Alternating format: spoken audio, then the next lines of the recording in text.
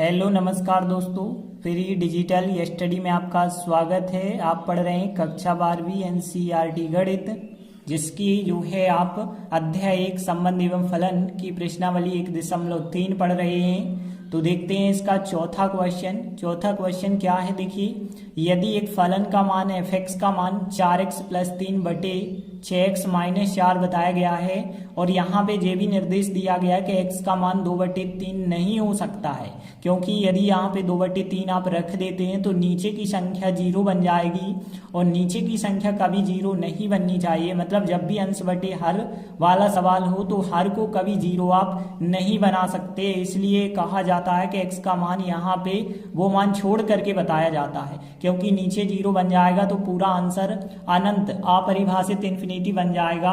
तो इस वजह से 2/3 को छोड़ करके सभी x की बात करेंगे और फिर सिद्ध करके हमें बताना है कि f(x) का मान x के बराबर आएगा। जैसे हम g(f) का मान निकालते थे, f(g) का मान निकालते थे, लेकिन अब हमें f(f) का मान निकालना होगा और इसका मान x आना चाहिए और फिर बाद में हम इसका प्रतिलोम भी ज्ञात करेंगे। तो देखिए, हमें दिया गया है, जो फलन दिया गया है वो फलन लिखा हमने और बगल में लिख दिया कि x का मान 2/3 नहीं है, बाकी कुछ भी हो सकता है। देखिए, अब हमें ज्ञात करना है कि f(f) का मान जो होता है वो x होता है। तो चाहे तो आप LHS ले सकते हैं या फिर जो है हम लिख सकते हैं सीधा हम के f(f) निकाल रहे हैं, लेकिन हमने LHS लिखा है। तो देखिए, हम f(x) का मान निकालने वाले हैं तो क्या आता है। देखिए, तो यहाँ पे यदि हम बात करें तो देखिए, सबसे पहले तो हमने नियम बताया था कि o का मतलब होता है कोष्टक। तो यहाँ पे o के स्थान पे आप कोष्टक लगाएंगे तो बाकी पूरा जो है f(x) कोष्टक के अंदर बन जाएगा। तो इस प्रकार से f और o का मतलब होता है कोष्टक और बाकी जो बचा होगा वो f(x) बन जाएगा और f और f(x) का मान जो भी है आपके पास वो f(x) का मान आप लिखेंगे। तो f(x) का मान कितना है 4x + 3 और बटे में कितना है आपके पास 6x - 4। तो हमने क्या किया, यहाँ से f और o की जगह कोष्टक बनाया और फिर f(x) की जगह पूरा f(x) का मान रखा।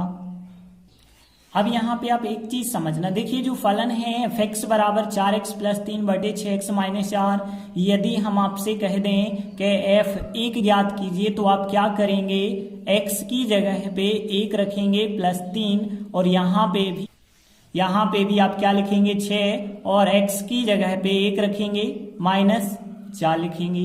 देखिए, जब हमने कहा f1 ज्ञात कीजिए तो आपने x की जगह 1 रखा, यहाँ x की जगह 1 रखा, यहाँ x की जगह 1 रखा। लेकिन अब हमने यदि आपसे 1 की जगह 10 कहा होता तो आप जो है x की जगह 10 रखते। लेकिन अब हमने क्या कहा, f 4x + 3 बटे 6x - 4 ज्ञात कीजिए। तो जहां पे x था वहां पे आपको यह संख्या रखनी पड़ेगी। तो देखिए, यहाँ पे 4 आएगा, फिर x की जगह पे ये वाली संख्या आएगी +3 आएगा और बटे में 6x की जगह यह संख्या आएगी और -4 आएगा। तो देखिए, वैसे ही हम यहाँ पे लिखेंगे। तो सबसे पहले हम देखें तो हमने देखिए f 4x + 3 बटे 6x - 4 का मान कैसे बताया है 4 और फिर इसकी x की जगह पे जे मान लिखना होगा। तो हमने पहले लिखा 4, फिर x की जगह जो x का मान रखेंगे वो लिखेंगे, फिर यहाँ पे +3 था तो +3 लिखेंगे और फिर बटे में क्या लिखना होगा 6 और फिर x की जगह जो x का मान था वो x का मान लिखना होगा, फिर था -4 तो -4 लिखेंगे। तो देखिए, इस प्रकार से बन जाएगा कि हमने लिखा है यहाँ पे 4 और x की जगह x का जे मान रखा है +3 लिखा है, 6 x की जगह यह मान लिखा है -4 लिखा है। अब देखिए, इसके बाद इसे सॉल्व करने का तरीका अच्छे से आप समझें, क्योंकि हमें जो बटे में संख्या दी गई है उस संख्या को अलग करना है। तो हम क्या करते हैं, ध्यान देना, बटे में 6x - 4 है, जो भी बटे में है तो इससे आप जो है अंश और हर के प्रत्येक पद में गुणा कर लेते हैं। तो ध्यान देना, जब हम जो है इस पद में देखिए आपके पास पहला पद है 4 और फिर यहाँ पे 4x + 3 और बटे में था 6x - 4। तो इससे भी जो है आप इसका गुणा करेंगे, तो इससे जब गुणा करेंगे तो ये संख्या और ये संख्या क्या हो जाएगी, कट जाएगी। तो बचा क्या होगा, 4 × 4x + 3 बचा होगा। तो हमने बिल्कुल यही लिखा कि 4 × 4x + 3 बचा होगा। फिर देखिए +3 था आपके पास 3, तो देखिए 3 के साथ भी आपको इस संख्या का गुणा करना पड़ेगा, क्योंकि हमने बताया हर एक स्टेप के साथ 6x - 4 का गुणा कर रहे हैं। तो यहाँ तो कट चुका था, लेकिन यहाँ तो बटे है ही नहीं, तो नहीं कट पाएगा। तो 3 का गुणा हो जाएगा 6x - 4 के साथ। और बिल्कुल यहाँ भी जो है 6 के साथ यदि हम बात करें तो यहाँ पे 6 के साथ आपको दिया गया है 4x + 3 और बटे 6x - 4 दिया गया है। तो इसके साथ गुणा करेंगे तो बटे की संख्या कट जाएगी, लेकिन 6 इंटू में बच जाएगा 4x + 3 बच जाएगा। फिर देखिए -4 था तो हमने -4 लिखा। अब देखिए बटे में 6x - 4 था ही नहीं, तो 4 के साथ इसका गुणा ही करना होगा, फिर 6x - 4। तो ध्यान रखना 6x - 4 का हमने हर एक स्टेप के साथ गुणा कर दिया है। और देखिए आगे यदि आप सॉल्व करते जाएंगे तो 4 का 4 से गुणा करेंगे तो 4 × 4 16x हो जाएगा। 4 का 3 से करेंगे तो 4 × 3 12 हो जाएगा। फिर 3 का 6x से करेंगे तो यहाँ पे हो जाएगा 18x हो जाएगा। और 3 का -4 से करेंगे तो -12 हो जाएंगे। फिर बटे, अब देखिए 6 और 4x का गुणा करेंगे तो 6 चौके 24x हो जाएंगे। और 6 और 3 का करेंगे तो 6 × 3 18 हो जाएंगे। और फिर 4 और 6x का करेंगे तो -24x हो जाएंगे। फिर यहाँ पे -4 का गुणा करेंगे तो माइनस और माइनस प्लस के 16 हो जाएंगे। और आगे यदि आप सॉल्व करते हैं तो देखिए 12 से 12 कट जाएंगे यहाँ पे, लेकिन यहाँ पे 18x और 16x यदि आप टोटल करेंगे तो यहाँ पे 34x हो जाएंगे। और यदि हम नीचे देखें तो 24x से 24x कट जाते हैं, 18 और प्लस 16 करेंगे तो यहाँ पे 34 हो जाएगा। देखिए यहाँ 34 से 34 आप काट सकते हैं तो आपके लिए केवल x प्राप्त हो जाएगा। और जो x प्राप्त हुआ है वही हमारी RHS आ चुकी है, क्योंकि कहा गया था कि f(f(x) का मान x के बराबर होता है। तो यहाँ पे आपका सिद्ध हो चुका है सवाल कि f(f(x) का मान x के बराबर होता है। तो देखिए इतना तो हमने सवाल सिद्ध कर लिया कि f(f(x) का मान x के बराबर होता है। अब देखिए f का प्रतिलोम फलन क्या होगा यह हमें ज्ञात करना है। तो देखिए प्रतिलोम फलन कैसे ज्ञात किया जाता है, तो ध्यान रखना यदि हम बात करें गॉफ का मान, ध्यान देना यदि गॉफ का मान x के बराबर आ जाता है, x या फिर आप देखेंगे आगे Ix आ जाता है। Ix मतलब व्युत्क्रमणीय आव्यूह के x अवयव आ जाते हैं, मतलब इनवर्टिबल x आ जाता है। तो फिर इस कंडीशन में ध्यान रखना यदि गॉफ का मान x आ जाए तो फिर हम f का प्रतिलोम g को मानते हैं। ध्यान रखना फिर f का प्रतिलोम जो होता है वो क्या कहलाता है, g कहलाता है। f का प्रतिलोम जो होता है वो g कहलाता है। कब कहलाता है, जब गॉफ का मान x आ जाए, या फिर ये देखिए फॉग का मान ज्यादातर y के सापेक्ष निकाला जाता है। तो फॉग का मान यदि y आ जाता है तब भी ऐसा होता है कि f का प्रतिलोम जो है g माना जाता है। तो फिलहाल आपको यही याद रखना है कि यदि दो फलनों का जो संयोजन होता है वो x आता है तो एक फलन दूसरे फलन का प्रतिलोम कहलाता है। तो गॉफ x का मान यदि x आ जाए तो हम कहते हैं कि f का प्रतिलोम क्या होता है, g होता है। अब प्रतिलोम को हम इनवर्स के द्वारा भी दर्शाते हैं, तो f इनवर्स का मान क्या होता है इस कंडीशन में, g होता है। देखिए अब आपके पास जो है सवाल में हम ला चुके हैं f(f(x) का मान x होता है, इतना हम ला चुके हैं। तो देखिए g की जगह यहाँ f दिया गया है। हमने बताया f का प्रतिलोम g है, लेकिन यहाँ f का प्रतिलोम स्वयं f हो जाएगा। तो हमने यहाँ पे लिखा है, यहाँ हम सिद्ध कर चुके हैं कि f(f(x) का मान x होता है, हम सिद्ध कर चुके हैं। अतः f का प्रतिलोम जो होगा वो क्या हो जाएगा, f का जो प्रतिलोम होगा वो स्वयं एफ हो जाएगा। तो एफ का प्रतिलोम क्या हो जाएगा, स्वयं एफ हो जाएगा। अब आप आगे ऐसे भी दर्शा सकते हैं एफ का प्रतिलोम को हम -1 की पावर के द्वारा दर्शाते हैं। तो एफ इनवर्स का मान कितना हो जाएगा, एफ हो जाएगा, और यही हमारा अभीष्ट उत्तर होगा। देखिए अगला 5वां सवाल देखते हैं, कारण सहित बताइए कि क्या निम्नलिखित फलनों के प्रतिलोम हैं। देखिए हमें कोई फलन दिया गया है, अब चेक करना है कि इस फलन का प्रतिलोम निकल सकता है या नहीं निकल सकता है। तो इसके लिए जो शर्त होती है पहले आप वो शर्त समझ लें। तो देखिए यहाँ पे इस नियम को आप ध्यान से समझें, व्युत्क्रमणीय या प्रतिलोम फलन कब होता है। यहाँ पे हमें चेक करना है कि जब प्रतिलोम फलन होगा कि नहीं होगा। तो किसी भी फलन का व्युत्क्रमणीय या प्रतिलोम फलन होने के लिए 2 शर्तें होनी चाहिए। पहली शर्त तो वो फलन जो होना चाहिए वो एक-एकी फलन होना चाहिए। ध्यान रखना यदि दिया गया फलन एक-एकी है तो दूसरा नियम फिर आपको चेक करना होगा कि वो फलन आच्छादक भी होना चाहिए। पिछली प्रश्नावली में आप पढ़ चुके हैं एक-एकी फलन क्या होता है और आच्छादक फलन क्या होता है। तो पहले नंबर आप चेक करिए क्या वो एक-एकी फलन है, और यदि वो एक-एकी फलन है तो आप चेक करेंगे वो आच्छादक फलन है, और यदि दोनों हो जाए तो आप कह सकते हैं कि दिया गया फलन व्युत्क्रमणीय फलन है या प्रतिलोम फलन है। तो देखिए यहाँ में पहली नंबर चेक करना होगा एक-एकी है कि नहीं है। तो देखिए एक-एकी के लिए नियम क्या होता है, हमने आपको बताया था एक अवयव का एक ही प्रतिबिंब होना चाहिए। यहाँ पे यदि हम बात करें कोई फलन है, एफ फलन है, वो किस प्रकार से है, एक समुच्चय था 1 2 3 4 से किस पे है, एक दूसरे समुच्चय पे, दूसरा समुच्चय क्या है 10 है। अब देखिए 1 का मान कितना है 10 है, मतलब 1 का प्रतिबिंब 10 है, 2 का प्रतिबिंब भी 10 है, और 3 का प्रतिबिंब भी 10 है, 4 का प्रतिबिंब भी 10 है। तो एक चीज आप देख रहे हैं कि यहाँ F1 का मान 10 है, F2 का मान 10 है, F3 का मान 10 है, F4 का मान 10 है। एक अवयव का एक प्रतिबिंब नहीं बन रहा है, इसलिए हम कह सकते हैं एक-एकी नहीं है।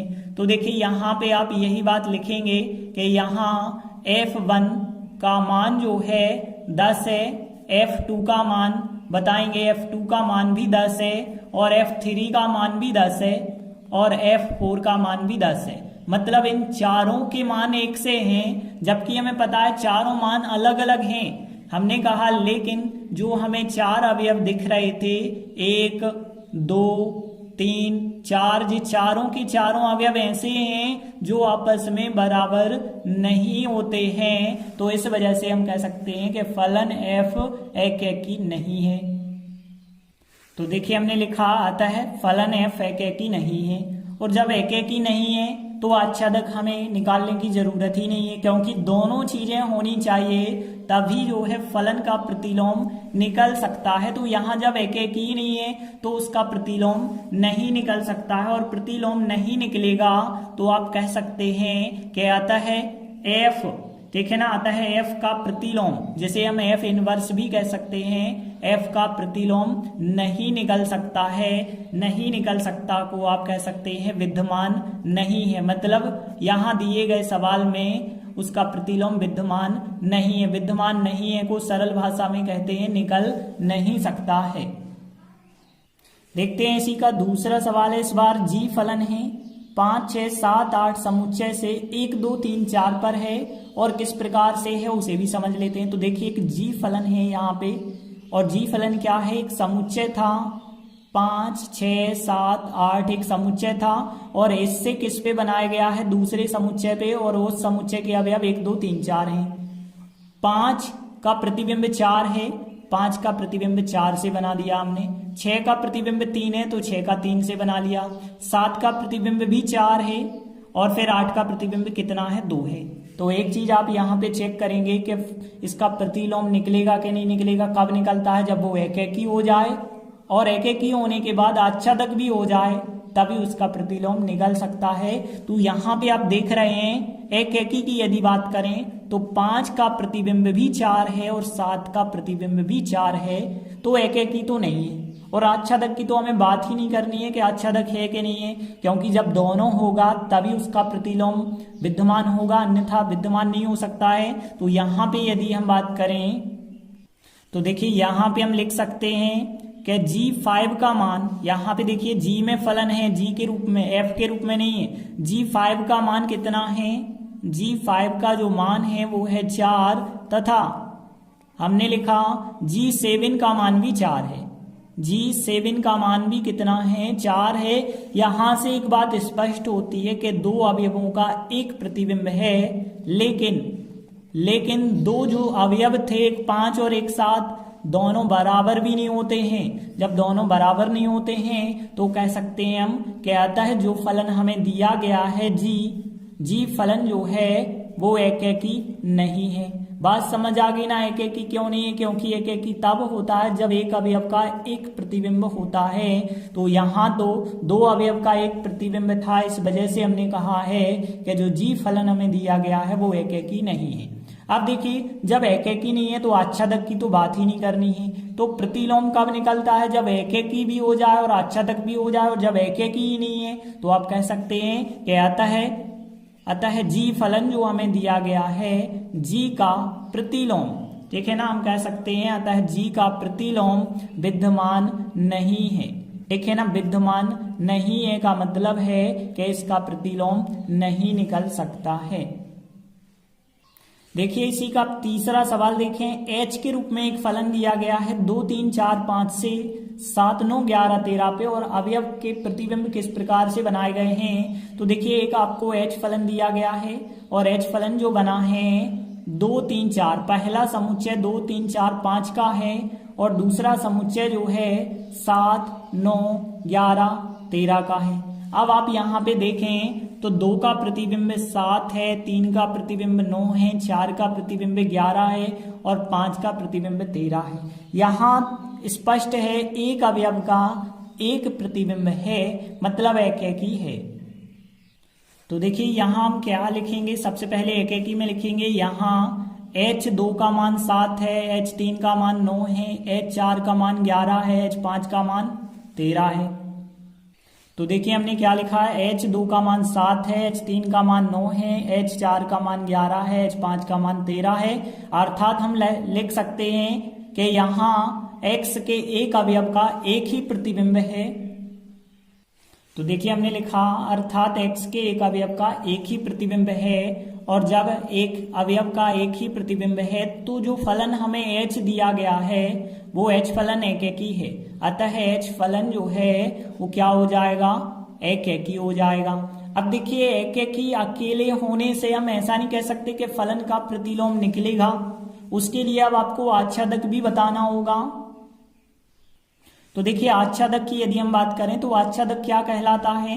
तो आच्छादक के लिए जो हमारा दूसरा समुच्चय होता है, जैसे हम कहते हैं सहप्रांत, तो सहप्रांत का प्रत्येक अवयव, सहप्रांत का प्रत्येक अवयव X के किसी ना किसी अवयव का प्रतिबिंब होना चाहिए। मतलब 7, 9, 11, 13 जो 4 अवयव दिख रहे हैं, कोई भी अवयव खाली नहीं बचा है।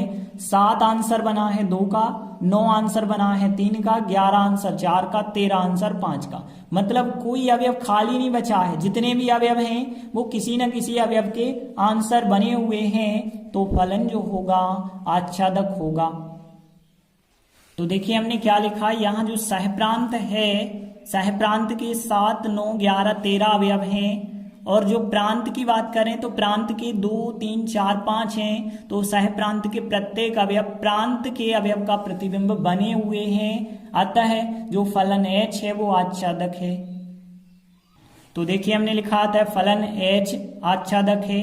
अब देखिए हम क्या लिखेंगे, चूंकि फलन H एकेकी और आच्छादक दोनों हैं, तो देखिए हमने लिखा चूंकि फलन H एकेकी एवं आच्छादक दोनों हैं, अतः जो H फलन है उसका प्रतिलोम जो है उसका विद्यमान है, मतलब इसका प्रतिलोम निकल सकता है। तो इस प्रकार से हमने 2 महत्वपूर्ण क्वेश्चन किए। आगे आने वाले इस वीडियो में हम आगे के क्वेश्चन भी करेंगे। धन्यवाद।